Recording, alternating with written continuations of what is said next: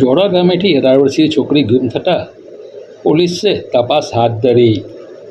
મૂળ ઉત્તર પ્રદેશ અને હાલ જોડવા ગામ શોભનાથ રેસિડેન્સી B401 ગાર્ડન સિટી 2 મકાન નંબર 319માં રહેતા દિલીપ બેચનલાલ ગુપ્તા પોતાના પરિવાર સાથે રહે છે। તેમની 18 વર્ષીય દીકરી પાયલ દિલીપ ગુપ્તા ગત તારીખ 11 ઓગસ્ટ 2025ના રોજ સવારે 7 વાગ્યે કોઈના સુમારે ઘરના કોઈ પણ સભ્યને જાણ કર્યા વગર ક્યાંક જતા રહ્યા છે।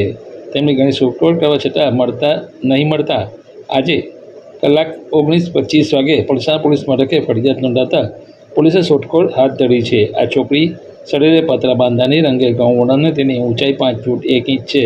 તેના શરીરે વાદળી કલરનું ચોકડીવાળું ટોપ તથા કમરે બ્લુ અને સફેદ કલરનું જીન્સ પેન્ટ પહેરેલ છે અને તે હિન્દી ભાષા બોલે છે।